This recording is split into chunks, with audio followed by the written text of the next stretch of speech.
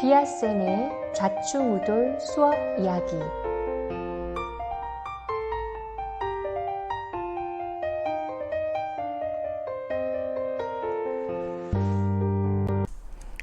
안녕하세요 여러분, 반갑습니다. 지금 교실에서 촬영을 하고 있는데요. 저는 현재 대구 지역 중학교에서 근무하는 20년차 국어 교사입니다. 20년 하면 굉장히 오래돼 보이는데요. 사실 저도 대학생 시절이 엊그제 같은데 어떻게 이렇게 시간이 훅 갔는지 모르겠네요. 그럼 제 소개를 간단히 하고 수업을 시작할게요. 저는 사실 대한민국에 많고 많은 매우 평범한 교사 중에 한 명인데요. 이런 제 경험 속에 어떤 점이 좀 특별한 점이 있을까를 생각해 봤는데 제가 굉장히 여러 학교를 경험했더라고요. 저는 사립 경험도 좀 있고 공립에 와서도 중학교, 그리고 일반고, 인문계 고죠, 그리고 특성화고, 공고에서도 근무한 경험이 있습니다. 솔직히 말씀드리면 제가 학교에 적응을 잘 못해서 어디 가면 좀 나을까 싶어서 여러 학교를 전전한 건데요. 지금 돌이켜 생각해보면 이렇게 조금 학교를 옮기면 적응이 힘들어도 이렇게 여러 학교를 경험한 배경에는 도대체 수업이 무엇인가라는 고민이 깔려 있었다는 걸 알게 되었습니다. 수업이란 무엇이고, 제 수업은 어떤 것이고, 또 교실에서 펼쳐지는 제 삶이 어떤 것이야 하는가에 대한 그런 고민과 질문이 끊이지 않아서 그렇게 여러 학교를 찾아다닌 것 같습니다. 그래서 오늘은 그런 제 경험을 바탕으로 수업 이야기를 조금 해볼 텐데요. 그래서 제가 두 가지로 주제를 정했습니다. 첫 번째는 좌충우돌 수업 이야기. 그래서 제가 방황하면서 고민하면서 제 수업의 색깔을 찾아간 이야기를 첫 번째 한 30분 정도 하고요. 그 다음 시간에서는 요즘 하고 있는 수업의 실천 사례를 여러분에게 조금 보여드리려고 합니다. 그리고 마지막으로 여러분이 구글 설문지에 적어준 질문에 대해서 답하는 시간도 가지려고 합니다. 그럼 지금부터는 PPT 영상을 보면서 수업을 진행할게요. 여러분들에게 이 시간이 좀 시간 낭비가 아니고 좀 재밌고 뜻깊은 시간이 되었으면 좋겠습니다. 희망사항입니다. 그럼 시작할게요. 수업 이야기 1의 강의 내용을 말씀드리겠습니다. 내 수업의 정체성을 찾아서 라는 주제로 제 경험을 좌충우돌 도전의 시기, 방황 또는 방랑의 시기, 그리고 교육과정을 다시 만나다로 나누어서 이야기를 들려드릴게요. 강의 전에 제가 여러분들께 질문을 하나 드렸습니다. 수업이 뭐라고 생각하세요? 학생 여러분의 답을 확인하고 이 강의를 시작하겠습니다. 그럼 답을 한번 볼까요? 가르침 또는 전달이다. 기본적 내용이죠. 교사와 학생의 상호작용 그 이상이다. 지식의 처음을 알려주는 거다. 지식을 바탕으로 한 소통이다. 그냥 단순한 지식이 아니라 어떤 지식의 본질 같은 걸 전달한다는 것을 지식의 처음이라고 표현한 것 같습니다. 지식을 바탕으로 한 소통이다. 일방적 지식 전달이 아니라 대화를 통한 배움이다. 비슷한 얘기네요. 모르는 걸 새로 알고 아는 걸 확실하게 아는 거다. 다시 아는 거다. 일상 속에서 어렴풋하게 아는 것들을 다시금 확인하는 과정이다. 잠재력을 발견하고 사고력을 발달시키는 과정이다. 좋죠. 교과 지식뿐 아니라 생활 방식을 공유하는 거다. 그렇죠. 지식에 대한 교사의 삶의 태도도 드러나게 마련이죠. 그래서 궁극적으로 수업은 함께 성장하며 배우는 과정이다. 여러분이 대답을 굉장히 잘해줬는데요. 수업에 대한 거의 모든 것이 여기에 담겨 있습니다. 그런데 저는 20년 전에 저희 때는 이 교육학 공부를 충분히 하지 못하고 현장에 나왔기 때문에 제가 이런 것들을 좀 학문적으로 깊이 생각하지 못했습니다. 그래서 많은 시행착오를 거쳤답니다. 지금 제게 수업이 무엇이냐고 묻는다면 이렇게 대답하겠습니다. 첫째, 학생과 함께. 교사 혼자 가선 안 되죠. 두 번째, 교과라는 드넓은 숲을 교육과정을 지도로 삼아 건너는 여행 또는 탐험이라고 생각합니다. 학생과 함께 교과라는 숲을 교육과정을 지도 삼아서 건너는 여행, 배움의 여행, 자기를 발견하고 세상을 발견하는 여행 또는 탐험이죠. 그런데 이 학생이라는 대상도 만만치가 않습니다. 굉장히 다양하고 또 무한한 세계입니다. 이것도. 그리고 교과도 만만치 않죠. 이 인류의 경험이 압축된 것이기 때문에 시간이 흐를수록 이 지식이라는 게 쉽지 않구나 하는 생각을 합니다. 그리고 교육과정, 커리큘럼이죠. 이건 교사가 짜는 건데요. 이 교육과정도 교사의 철학과 노하우가 필요합니다. 그래서 이 세 가지를 고민하는 것이 교사의 일인데요. 저는 처음에 이것들을 잘 몰라서 그래서 서툴렀습니다. 그래서 지금부터 그 이야기를 하려고 합니다. 첫 번째, 좌충우돌 시기입니다. 제가 중고등학교에 다닐 때는 한마디로 공부만 한 주입식 교육을 받은 세대거든요. 그래서 제가 신규 교사가 되어 현장에 나왔을 때는 다양한 경험, 좀 종합적인 활동에 대한 갈망이 컸습니다. 그래서 처음 몇 년간은 학생들과 등산을 정말 많이 다녔습니다. 네, 방과 후나 일요일에 네, 학생들과 산에 갔는데요. 지금처럼 학원을 많이 가지 않았기 때문에 그때는 가능했죠. 그리고 학급에서 요리도 굉장히 많이 만들어 먹었고요. 네, 지금 같으면 번원 위험해서 안 되는데 네, 당시는 가능했죠. 네, 가사실을 빌려서 떡볶이도 만들어 먹고 네, 라면이네요. 네, 그리고 다양한 요리를 했던 기억이 납니다. 그리고 그때만 하더라도 지금처럼 학교 도서관이 정비되지 않았거든요. 그래서 재활용 매장에서 책장을 사서 네, 제가 가지고 있는 책도 가져오고 해서 이 반에서 도서관을 만들어서 이렇게 활동도 하기도 하고요. 그리고 네, 짜장면 파티 같은 것도 하고 네, 여러 가지 모둠 활동 방과 후에 이렇게 학생들과 자유로운 활동도 하고 네, 축구 대회도 하고 네, 그래서 학급에서 다양한 활동을 한 경험이 있고요. 그래서 어떤 그 동료 교사가 너 지금 학교에서 대안학교를 운영하냐 뭐 이런 말을 들었을 만큼 네, 처음 몇 년은 이렇게 보냈습니다. 그리고 네, 학교 축제 때는 이렇게 자원에서 네, 가장행렬에 참여하기도 하고요. 그리고 또 지금은 뭐 자유학기제 주제 선택해서 학생들이 굉장히 뭐 다양한 활동을 학교에서 하고 있는데 그때는 그런 게 하나도 없었거든요. 그래서 저희 반에서 독자적으로 강사를 초빙해서 뭐 알공회 같은 것도 하고요. 네, 그리고 우리 반을 위해서 종이의 신문 같은 걸 발간하기도 하고요. 이렇게 보냈습니다. 국어 수업 시간에는 이렇게 학생들이 수업 일기를 쓰기도 하고요. 네, 저도 옛날 자료를 찾다 놀랐는데요. 옛날에 제가 수업 시간에 노래를 불렀더라고요. 아마도 감성적인 국어 수업을 하고 싶었나 봅니다. 네, 지금은 절대 안 합니다. 아줌마가 노래를 하면 학생들이 미쳤다 하겠죠? 그래서 젊은 시절에는 뭐든 도전할 수 있어서 좋은 것 같습니다. 네, 책 만들기 활동도 하고요. 네, 요즘은 이게 좀 널리 활성화됐는데 처음 나왔을 땐 제가 좀 새로운 걸 좋아해서 네, 나오자마자 네, 이렇게 한번 해봤고요. 네, 그리고 학생들과 연극을 하기도 했습니다. 네, 수업 시간에 책상을 다 뒤로 밀고 이제 대본을 짜서 하는 건데요. 이렇게 연극에 참여하고요. 대본도 네, 니코틴 보이, 네, 왕따에 대한 내용, 네, 사춘기 시절 성에 대한 관심, 네, 컨닝 이런 다양한 주제로 학생들과 대본을 짜서 네, 이렇게 모둠별로 연극을 했던 기억도 있고요. 네, 지금은 비주얼 싱킹이 굉장히 유행이지만 예전에도 뭔가 좀 학생들이 전달을 잘하고 싶어서 이렇게 그림으로 네, 소설을 구조화해서 수업을 하기도 하고요. 네, 학생들과도 이렇게 네, 그림과 글을 활용해서 네, 자기 표현을 하기도 했습니다. 네, 이때만 해도 머리를 두발 자유화가 아니었죠. 그런데 어느 순간부터인가 활동에 지치기 시작했습니다. 그리고 뭔가 지적인 깊이가 있는 사고를 자극하는 그런 걸 하고 싶어진 거죠. 그 점에 관심을 가진 게 글쓰기입니다. 그래서 교과서 작품과 학생들의 삶을 연결하는 글들을 한동안 썼는데요. 예를 들어서 내 친구 수진이가 우리 학교 킹카에게 차였어요. 그래서 수진이가 충격을 받아서 학교를 안 오겠다고 합니다. 이때 나는 수진이에게 교과서에서 배운 낙화라는 시와 함께 위로의 편지를 쓰는 거죠. 네, 이런 과제가 주어졌을 때 학생들이 굉장히 글을 창의적으로 쓰더라고요. 그래서 입양아 이야기인 일레인 이야기 같은 걸 공부할 때는 교과서의 질문 말고 이 정체성이라는 거에 대해 생각하는 기회를 삼고요. 네, 키와 정체성에 대해서 글을 쓴 친구들이 있었네요. 그리고 네, 이육사 시인의 시를 공부할 때는 기다림에 대해 생각하거나 네, 일기를 쓰거나 하는 활동들을 했고요. 네, 이렇게 학생들의 삶과 관련된 글을 쓸 때면 네, 찡한 글들이 많이 나왔습니다. 특히 이별에 대한 걸 쓸 때는 전교의 한두 명은 부모님이 돌아가신 거예요. 네, 그런 걸 학생들이 쓰기도 하고요. 이건 전교 꼴찌가 썼던 글인데 제가 진짜 감동했던 기억이 나고요. 네, 그리고 실견서를 읽고는 네, 내가 경험한 차별에 대해 글을 써보고요. 네, 그리고 네, 이때 정신지체 장애 동생에 대해 글을 쓴 친구도 있었고요.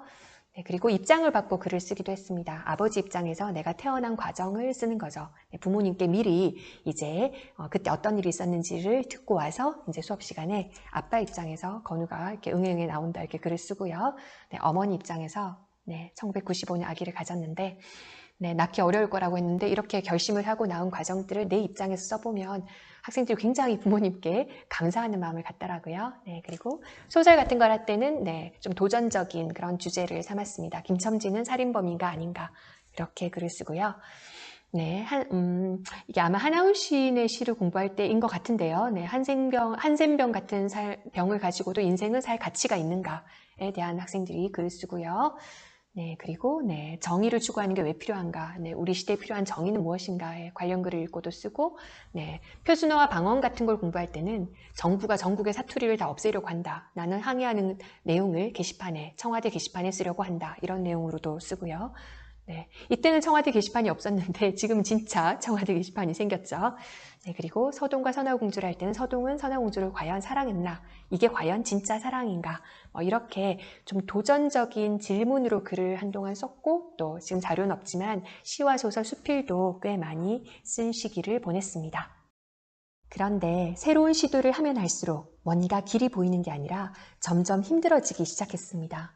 그래서 초기에는 이렇게 선생님 반이 되어서 사는 재미를 느꼈다는 친구도 있고 이렇게 선생님이 매를 잘 안 드시고 감명 깊다고 이렇게 애정을 표현하는 친구도 있었지만 어느 순간부터 점점 짜증이 늘었고요. 네, 그 무렵에 저희 반 학생이 쓴 시입니다. 제가 읽고 충격을 받았죠. 비아쌤님. 우리 반은 무섭고 힘센 괴물이 산다네. 떠들면 팍, 공부 안 해도 팍, 포로 수용소 같은 우리 반의 아침. 우리 국어 선생님은 지뢰처럼 터질 때도 있고 뱀처럼 조용할 때도 있다. 입은 람보총처럼 따발총처럼 연속으로 쏘고 손은 수류탄처럼 건들면 터진다. 그러나 태양 같은 우리 비아쌤, 난 이런 선생님이 좋다. 네, 그래도 제가 뭔가를 하고자 하는 의지를 좀 알아준 학생이긴 한데요. 사실 이때 저의 내면은 겉으로 학생들이 보기에는 뭐 이렇게 포스가 대단하다 이렇게 썼지만 실제로는 이랬습니다. 네, 열심히 했는데 불만족스럽고 지치고 소진되고 그리고 자꾸 신규 때는 그냥 시키는 대로 하는데 이제 좀 몇 년 지나니까 갈등이 생기는 거예요. 그래서 이 시기를 요약하면 아마 첫 10년 정도가 될 것 같아요. 다양한 활동을 했지만 학습을 어려워하는 학생을 이해 못하고 의욕만 앞서서 부딪혔습니다. 지금은 저는 압니다. 학생들이 공부를 싫어하는 건 당연하다. 근데 이때만 해도 이 소중하고 중요한 걸 왜 안 하냐고 이렇게 생각한 거죠. 네, 그래서 더러더러 부딪히기도 했고요. 또 힘든 반을 맡은 해가 있었어요.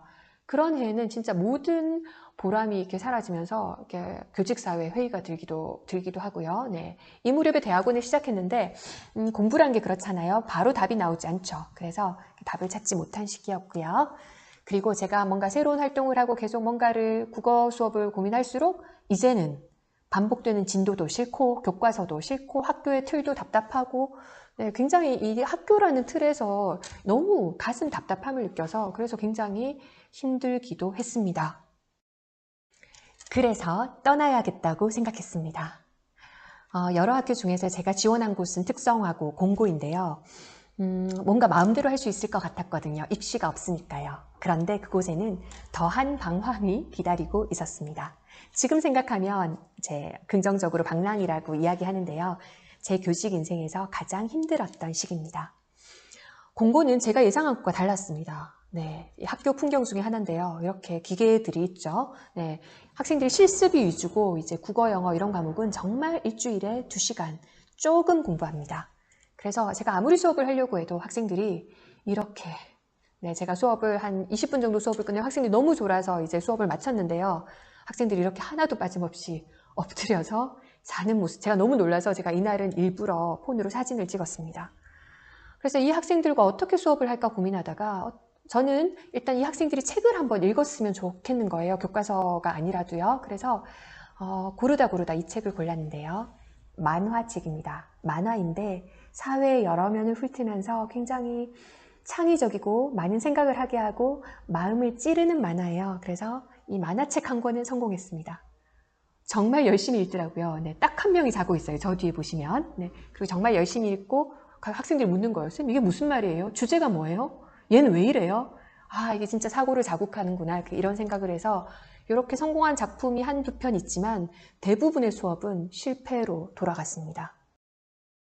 그나마 의미 있는 활동을 할 수 있었던 건 동아리였습니다. 동아리는 소수 정예여서 7명, 8명이 한 동아리거든요. 그래서 이렇게 교보문고에서 좋아하는 책을 찾기도 하고요. 네, 중앙도서관에서 감상문을 쓰는 모습입니다. 오전에 영화를 보고 주로 오후에 감상문을 썼습니다. 제가 신규 교사일 때는 스마트폰이 없어서 자료를 사실 찍어둔 게 거의 없거든요. 근데 이때만 하더라도 제가 버리기 전에 이렇게 사진으로 남겨둔 게 있더라고요. 네, 동아리는 이렇게 좀 글을 쓰고 활동이 되는데요. 몇 명 안 되기 때문에 말도 잘 듣고 학생들이요. 근데 수업은 여전히 망했습니다. 그래서 나중에는 교과서를 버리고 자연 다큐도 많이 보고요. 그래서 학생들이 좀 사고를 열어주는 걸 하려고 했는데 잘 안 됐죠. 그래서 어느 해는 나중에 학생들이 끝나고 나서 선생님, 국어 시간에 돌고래밖에 생각이 안 나요. 이렇게 말하는 친구도 있었습니다.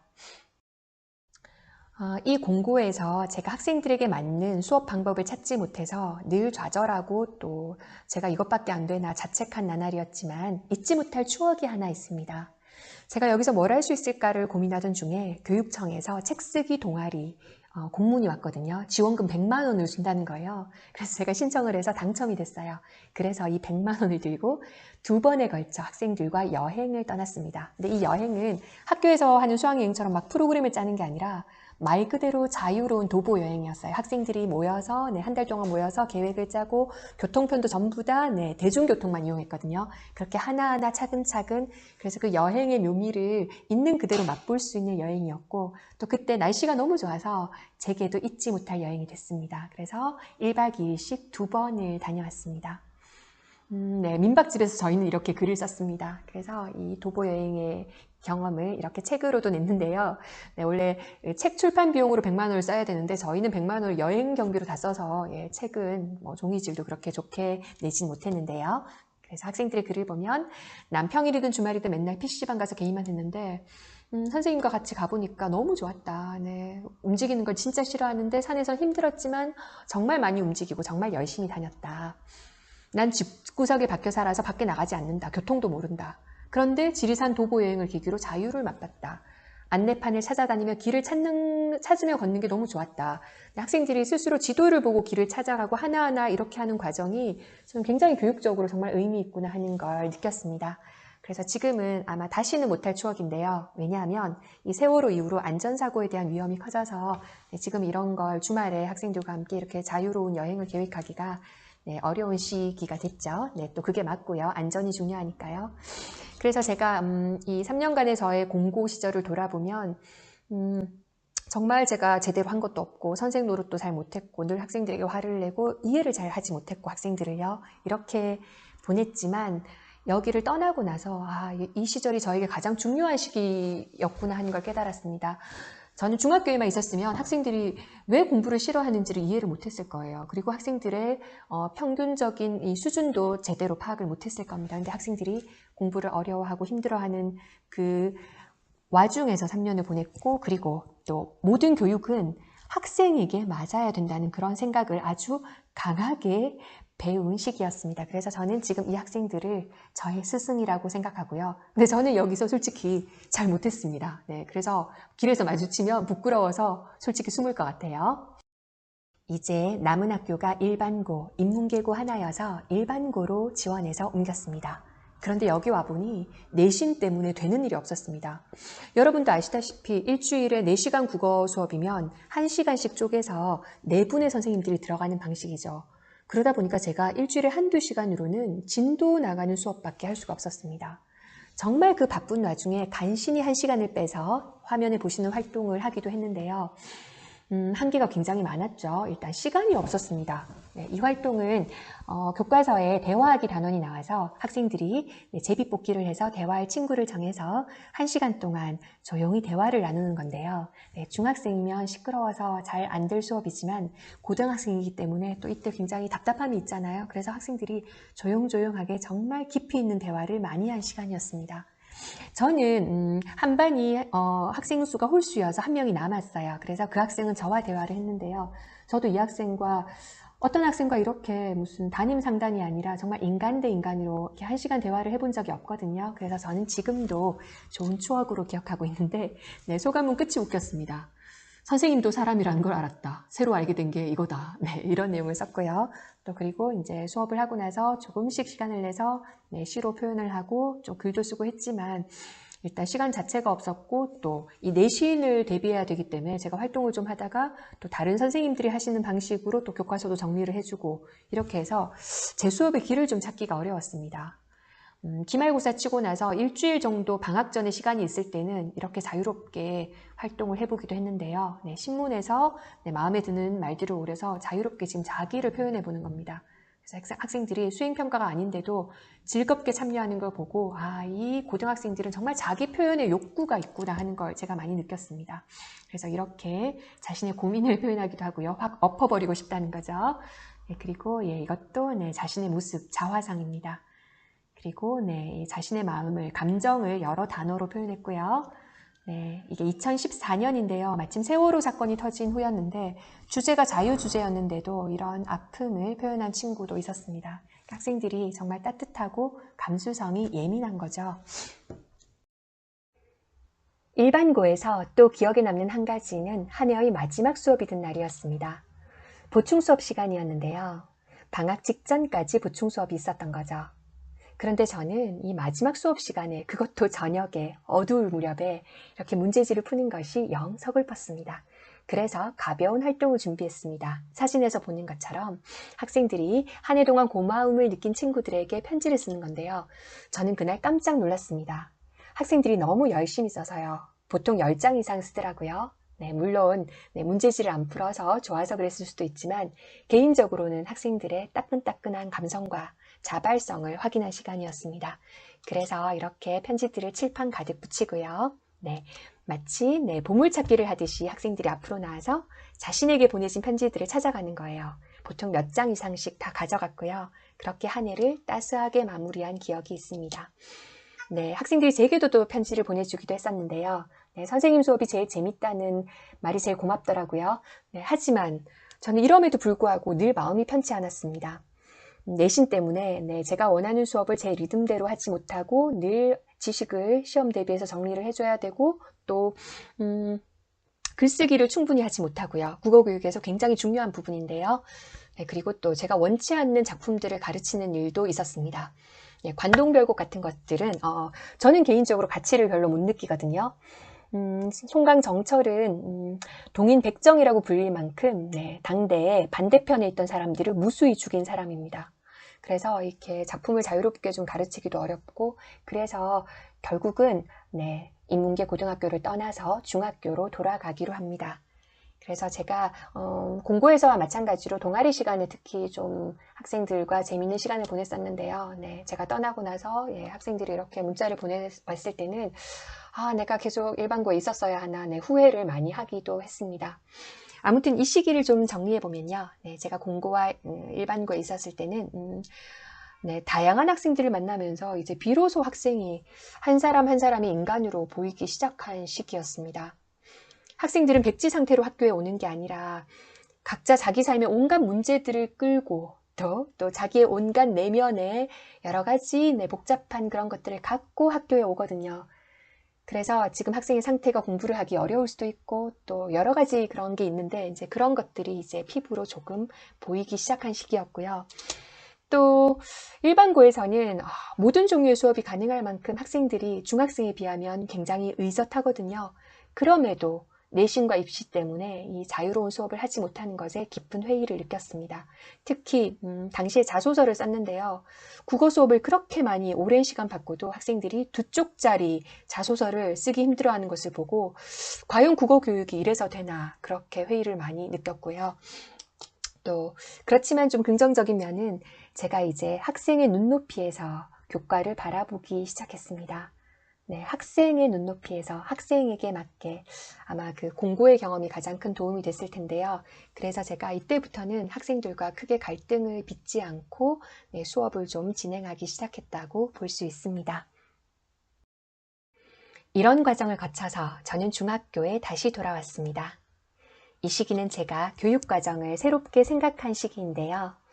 처음부터 그랬던 건 아니었습니다. 고등학교에서 몇 년을 보내고 중학교에 다시 오니 그 사이에 중학교가 완전히 달라진 거예요.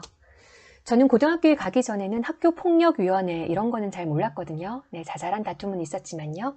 그런데 다시 온 중학교에서는 1년에 몇 건씩 학폭 사건이 터지고요. 담임과 생활지도가 너무 힘들었습니다. 그래서 저는 계속되는 우울과 좌절감에 시달렸습니다. 뭔가 더 나은 교육 환경이 있지 않을까 해서 여러 곳에 문을 두드렸는데 힘들기만 더 힘들고 적응만 못하고 그래서 아직 제 길을 찾지 못한 거죠. 네, 그런데 어느 날 제가 한 가지 사실을 발견했습니다. 제가 새로 발령받은 학교는 제가 처음 경험한 작은 학교였어요. 작은 학교는 한 학년에 한 3반, 4반 정도의 학교입니다. 저는 지금까지 한 학년에 10반 이상인 큰 학교만 경험했는데요. 시험 때문에 늘 다른 선생님과 같이 보조를 맞춰서 교과서 진도를 나가야 했거든요. 그런데 한 학년을 처음으로 저 혼자 맡게 된 거죠. 네, 교직 생활 10몇 년 만에 제가 지금과는 비교도 되지 않는 그런 자유를 갖게 된 거죠. 그래서 어느 날, 이 우울해하던 어느 날 이런 생각이 들었습니다. 중학교인데 어때? 마음대로 한번 해보자. 그래서 교과서를 펴서 교과서대로 공부를 하는 게 아니라 제 마음대로 진짜 제가 원하는 방식대로 이렇게 교과서를 재편성해 봤는데요. 그렇게 수업을 시작했는데요. 갑자기 너무 행복한 거예요. 그래서 이제 그 이야기를 좀 하도록 하죠. 중학교 2학년 교과서를 일단 펼치니 이 세 분의 글이 각각 다른 단원에 편성되어 있는 게 먼저 눈에 띄었습니다. 누군지 아시겠어요? 네, 윤동주 시인, 한용운 선생, 김구 선생입니다. 그런데 제 생각에는 이 세 분의 글은 함께 공부해야 우리가 한 시대를 여행하는 느낌이 들 것 같더라고요. 그래서 이 세 분의 글을 이렇게 모아봤습니다. 원래 교과서에서는 별에는 밤은 상징을 배우고 또 김구 선생의 수필은 문단의 요지를 파악하고 이렇게 짜여 있었는데요. 저는 그 목표는 다른 글로 실현을 하고 중학교 2학년 성취 기준 중에서 이 작품에 맞는 것들을 가져왔습니다. 오른쪽에서 보면 사회문화적 배경을 바탕으로 작품을 이해한다, 과거를 오늘에 비추어 감상한다, 이런 성취 기준을 가져와서 단원을 새롭게 편성했습니다. 그래서 이 세 글에 불행한 시대의 성각자들이란 제목을 붙이고요. 정체성, 문학적 감동, 자기 성찰, 역사적 감각, 공공성에 대한 감각을 기를 수 있는 그런 단원이 되었으면 했습니다. 그래서 제가 3월 한 달 동안 이 세 편의 글을 공부했었는데요.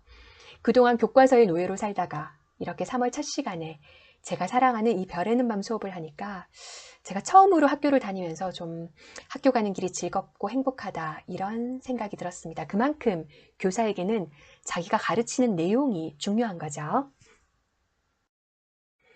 이렇게 3월 한 달 동안 윤동주, 한용운, 김구 선생과 함께 보냈는데요. 네, 시와 수필도 섞여 있고 또 이 세 분이 한 분은 학생이고 또 한 분은 승려이자 독립운동가고 또 한 분은 정치가이기도 해서 이분들의 서로 다른 개성, 서로 다른 고민의 지점을 확인하는 것도 의미가 있는 거예요. 그래서 세 편의 짧은 글을 공부했지만 정말 한 시대를 조금 두루두루 맛보는 느낌이 들었습니다. 학생들도 그래서 반응이 여느 때보다 좋았는데요. 한번 볼게요. 네, 별에는 밤을 좋아하는 학생이 제일 많았습니다. 윤동주가 별의 이름을 붙일 때마다 마음이 떨렸다. 공부한 소감은 마음이 떨리는 공부였다. 네, 공부한 소감은 재밌고 많이 기억에 남는다. 스토리가 있어서 깊은 인상을 남겼다. 네, 마음에 와닿았는데요. 정말로 여러 가지 작품을 보면서 이런 멋진 사람들이 있구나 하고 생각을 하였다. 네, 재미없었을 것 같은데 생각보다 많이 재밌었다.